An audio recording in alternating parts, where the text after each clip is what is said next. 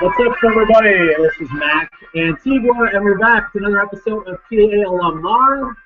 It's Wednesday somewhere, and it's noon here in the Central Time Zone. It's 1 o'clock Eastern, 11 o'clock in the Mountain Time Zone, noon Pacific. So, or sorry, 10 o'clock Pacific. And we're doing PLM Live again this week. I love it. So welcome back. Thanks for tuning us live. We've got a great show today. We're going to hang out in a couple minutes with an alum from Arizona, Melissa Dunmore, who's going to talk about a campaign she's been working on and wanted to share out with our network. So stay tuned for that in a couple minutes. But before we do, again, the purpose of PLM Live is for us to highlight, amplify the great stories that are happening in our network and celebrate them. And one great story that's happening we want you to be aware about is an alum by the name of Phil Zoshak in Central Florida, who during his ally year worked at an organization called Page 15 that did after-school support for young kids doing well in education, getting tutoring and whatnot. And he channeled in to his personal love of gaming, which is his own salvation in his own sort of career as a student, that when he discovered gaming, it opened him up to not only performing well in school, but to creating better relationships and all this stuff. So he brought that gift, his passion for gaming, and created this innovation at that organization, which was teaching through gaming, better education through gaming. And now I'm excited to share out with you that he's just launched a Kickstarter, because they've been piloting some cool stuff. I'm sorry, it's an Indiegogo. They've been piloting some great stuff, and now they're at the verge of trying to raise money to get it going year-round. They had a successful summer pilot of teaching kids through games and gaming, and there's a picture of Phil on there leading folks through it, and they had such a great summer, they wanted to do this year-round. So I want to just put this on your radar. Go to Indiegogo.com. We'll post a link on the page if you're watching in the future, but they're doing a campaign over the next 2 months. I got on board early. I threw in $20 to support my man Phil and this great initiative, which is trying to innovate education through gaming. So I want to support him, let you know in the network, give some love and support, throw a few shekels in the tin for our guy Phil Zoshak, Central Florida alum, who's doing this great startup that's already had some really great results, and they're going to be continuing that. So congrats, Phil, to you. Let's keep the good stuff going, and if you've got stuff that you're doing, let us know. In fact, our first guest, our only guest today, let us know. She reached out to me to let me know about this campaign, so that's why we're featuring on this platform, PLM Live. She's a Public Allies alumna from Arizona, the mighty site of Arizona, which has turned out a lot of great alumni over the past several years. And she's been engaged in our national work. She's been around. So she's certainly not a stranger to me. But I decided to share her story, and she reached out to me. She's working on this campaign around raising awareness around domestic violence this month in October. And so I wanted to bring her aboard to have her talk about it, talk about this campaign. So I'm excited to introduce you and welcome to the show, welcoming our good friend Melissa Dunmore. Melissa, welcome aboard. Hi. Hi. Looking Thanks great. for Where are you having calling in from, Melissa? Yeah, where are you calling in from? From downtown Phoenix. Awesome. Awesome. And what am I interrupting you? You usually would be doing something at this time. What are we interrupting you? Probably answering work emails. I work from home, so Okay. probably doing that. Right on. Well, great. Thanks for letting us take 20 minutes of your time to talk more about not only your time at Public Allies, about this campaign. So we always like to talk origin story. We know if you look on the quick byline, you were a Public Allies alum from 2012. And so could you just give us a little hint of, or a little background about, your Public Allies experience? Where did you serve, and maybe what still resonates with you from that experience? I served with Catholic Charities, which has for about 80 years, and they offer all types of different services to people. They do have a domestic violence shelter, they have refugee resettlement, they help with adoption and parenting, but what I was doing specifically was centered around financial literacy. So I taught financial literacy classes, and I ran the VITA program, Volunteer Income Tax Assistance, where we did taxes for low-income families for free and try to help them get their maximum refund, which really makes a big difference if you have a family that's struggling to make ends meet, to have that little bit of extra money. So that's what I did for Public Allies, and it was really helpful, and it was nice to be able to feel like I had personal knowledge and experience that I could share with people, because I had to learn how to, you know, be savvy with money and navigate college, and I was able to graduate with no debt, so I had some money management skills, so I was able to share that with people and feel like I was making a difference. That's awesome. And so during that year, you know, definitely as an AmeriCorps member, you got to be awfully savvy with your money management as well. So you were probably you were walking the talk. You know, it wasn't like you were. I was. Not. Yeah. I lived. Yeah. Right on. Right on. Right on. And so since that, right? Where have you been since working at Catholic Charities? Or are you still with them? I did get hired on after my 10 months of Public Allies. They did make me full-time, which was awesome. But then, you know, things happen, and I was doing membership recruitment and outreach with them. And I work a lot with Latino families and refugee families, doing after-school programs to give their girls a positive after-school experience. Right on. Great. Yeah. Great. And so it doesn't seem like you're too far from the Public Allies scene. I'm sure you're still engaged with your fellow alum and all that, so you're not too far. And I know Arizona's been doing some great efforts in trying to organize its alum and engage them. So again, I think that's part of what happened was another alum sort of brought attention to this campaign you were working on, and that's how it got on our radar. So yeah, absolutely. Yeah, right on. Well, let's talk about this campaign. So it's my idea was to wear purple for the entire month, so much purple, and post a different statistic, fact, or resource every day for October, which is Domestic Violence Awareness Month. And it has been Domestic Violence Awareness Month since 1987, which I was totally unaware of until last year. And I'm sure a lot of people are not aware of that also, because you think October, you think Halloween and breast cancer awareness, but not domestic violence. But I think there's been a lot happening in the media. A lot of media channels are talking about it. Like you had Ray Rice and the NFL happening. You had the Disney princess images that went viral really fast. I don't know if you've seen those. And it had a tagline, "When did he stop treating you like a princess?" So I think I've seen it in a lot of different places. There's also what's Kerry Washington and the Purple Purse campaign.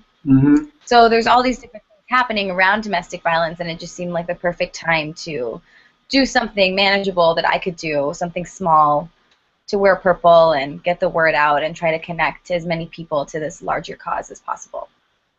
That's awesome. That's terrific. And so, I'm just sort of wondering, you talked about this stuff's happening since 1986, right?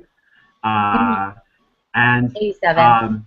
No, not sorry, 1987. So it's not overnight that this awareness campaign's been happening, right? And I'm just sort of wondering, sort of what inspired you to invest your time? You know, it sounds like you're busy with work. It sounds like you're busy doing lots of things that folks that are kind of coming up doing. You know, for you, what inspires you to take this on? We're going to show I'm going to show a screenshot of, you put together a blog, about this. You're committing every day to wearing purple. So, what was there something for you that inspired you to do this, or was this maybe something like you do something every year that's about this, like that's just your practice? Can you tell me more about where you take this to another level? I definitely don't do this every year. I actually never blogged before this month, and it was a big ambition of mine to do it.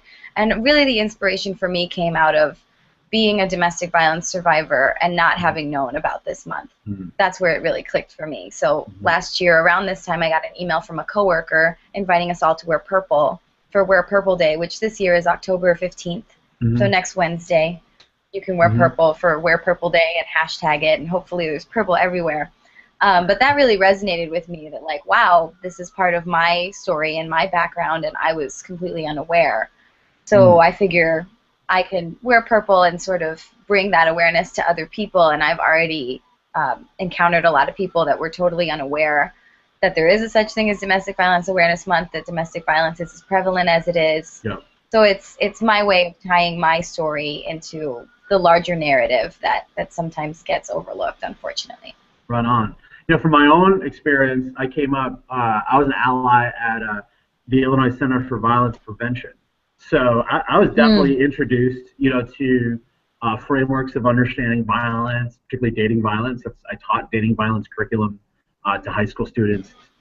So I would sort of consider myself like in the mix, right? Like I know about this stuff, but to share, like it wasn't until I saw your stuff, I'm like, oh yeah, that's right, October. It's, you know, like so like after working in the field, you know, so I guess it goes to show, right? It's like this is something you have to be vigilant about, is to keep people mindful of this stuff, and so I was very appreciative of that invitation. And you know, I think when you shared with me, I went and checked out your blog, and you know, you're posting a different fact a day, as well as taking a photo, all the different stuff in purple, right, to do that. And so I know for me today, I participated by jumping on Instagram and sharing a photo, as well as sharing the number for those who might be experiencing it or who know people at risk for that. What have you found? Has there been other surprises of folks that you've engaged with about this? I know that was a surprise for me. Have you been surprised about you in terms of taking this risk to campaign on this, or other discoveries you've had? Yeah, I've discovered that it's there's always sides of people that you don't know, and there's stories that people choose not to share, and I've had people come forward and share their stories with me, which is really powerful. And I know it's not easy to do. It's not easy for me to get on my blog, and you know, I've written about some of what happened to me, and I'll continue to do that because I feel like people need to talk about these things, because if you don't, it's really difficult to talk about, but if you don't talk about it, people aren't going to know that it affects you or it affects them because they're close to you and they never knew this about you. And I don't know, I'm surprising myself, I guess, with how open I be with it, and it's been 3 years for me, so I think that has a lot to do with it, because it's hard to discuss these things right after they happen. And my domestic violence incident actually happened right before I started Public Allies, and so Public Allies was huge for me in terms of coming to terms with what happened and starting a new life, and you know, developing new skills and getting involved with these organizations that helped me in a really real way. So I don't know, I've had a lot of invitations to speak and continue to share my story, and I didn't go into this wanting to be like the voice of Domestic Violence Awareness Month, but I feel like more people need to talk about it, and if I can be that person, then why not? You didn't intend for this to happen, but it really, I mean, just hearing your story reminds me of just sort of the everyone leads kind of mantra, right? Like you didn't realize that, like you said, like you didn't set out to be a spokesperson for domestic violence awareness. However, you knew you had this story and this experience, and it sounds like you were in a place to be able to speak to it. And by stepping up, right, taking that responsibility, you've created this space for others to also come to you, to also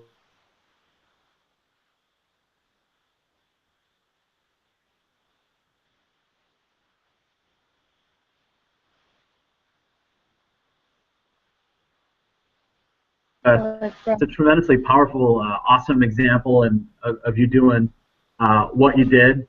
Whether or not Public Allies was an accelerator for that, that's great. But at the same time, it's great to see that you're doing this, and now you're getting invitations to continue to speak. What would success be for you? You know, someone think about, you know, when you take on something, you take on change. Was there an imagined, like, I think there's a process for you, like I want to knock out a post every day and get a photo every day. I'm sure there's like a process goal. But was there a sense of like, you know, success looks like this in terms of impact or affecting other people? Yeah, I think success just looks like people sharing the blog or sharing their stories, which it's hard to really measure that. You can go on and see how many people are watching or viewing the blog or like using the hashtag Purple with Purpose. But I know it goes beyond that too, because if people start talking about it and there's shame surrounding survivors and people's backgrounds, which is hard to measure. But for me, I was just focusing on what I can manage every day, which is wear purple, like never be anywhere without wearing purple, which has gotten kind of hard. I'm 8 days in, and I'm like, oh, I wanted to wear blue, but fine. I'm wearing purple. I'm sticking with it. And my friends are all doing it too, which I guess that's kind of what success is like too. Having people support you, even if they're just wearing like a purple bracelet or a purple, thing in their hair. Yeah. Just to spread the word. Give us a goal, or give us something for our Public Allies Alumni Network. What is something? Put a challenge out there. What is something maybe you'd love to see from the network? Those of us that are reading the tweets or see it. I posted about it today and referenced your hashtag, referenced your blog. Is there something you'd like to put out there to the network, or an invitation for that? I'll put out a purple challenge to wear purple for a day and let people know why you're wearing purple. To say I'm wearing purple because it's Domestic Violence Awareness Month, and it's bound to spark some type of conversation, and to just be willing to put yourself out there to represent the larger cause. Right on. Right on. So if you're out there and you're doing this, we invite you throughout the month. October 15th, right, is a big day. October 15th is a great day. Yeah, wear purple day.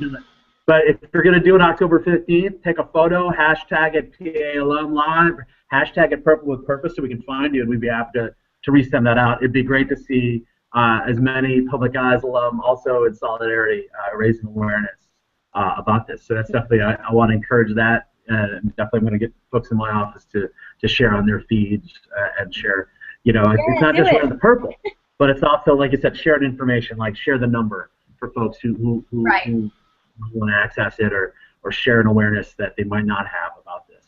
I would love to hear, Melissa, as we sort of wind down our conversation, what is some, it sounds like you were on this, like you were not doing this last year, right? Or you're not taking this on last year. You never wrote a blog before. You never took a commitment like on this year.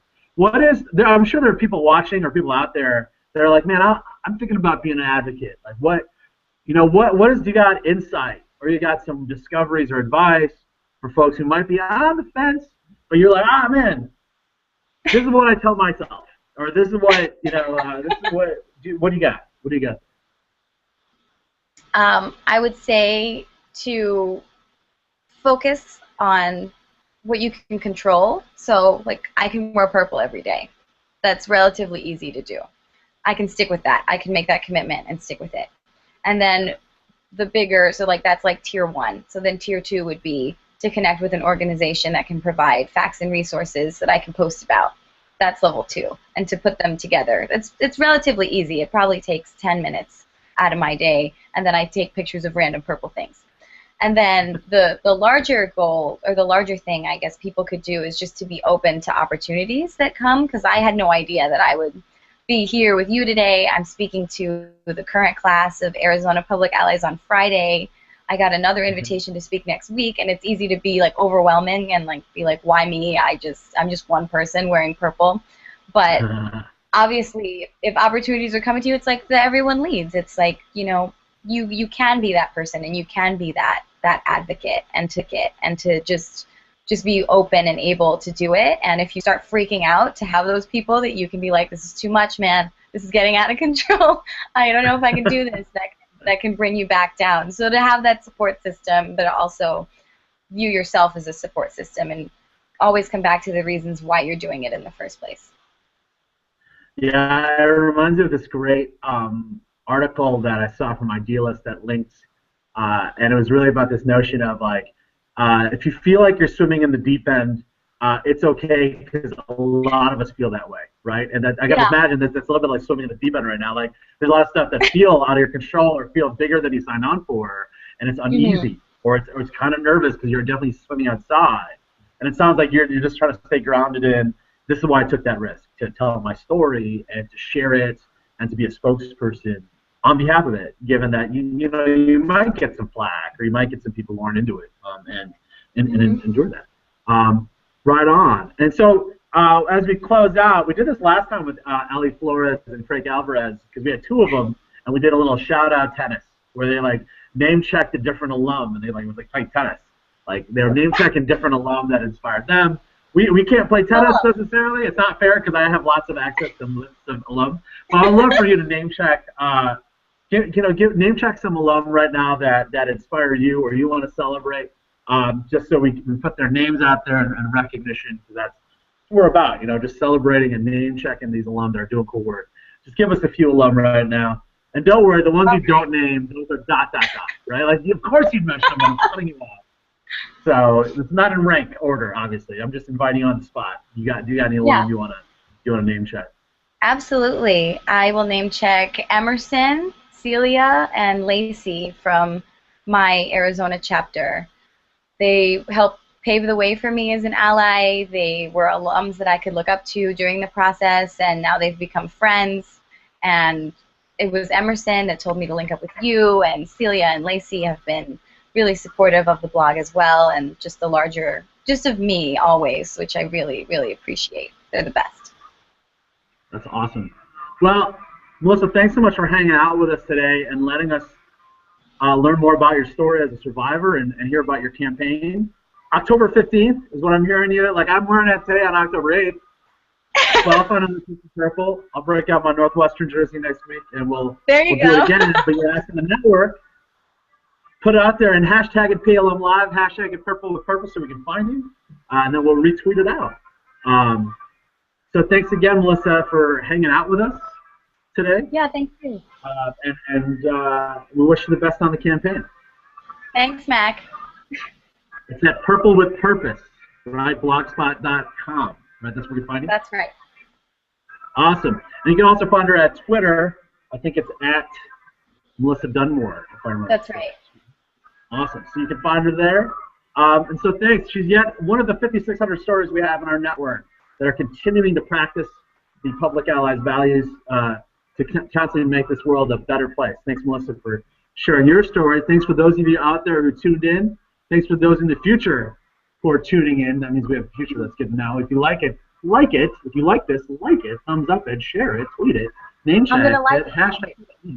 Let us know that this is resonating with you. We'll probably have another episode next week or not. We're pretty fast and loose about scheduling this. If you got a story you want to share, hit me up. We'll put you on the show. Otherwise, until we meet again, this is Mac Antigua, and this has been Live. Take care, everybody.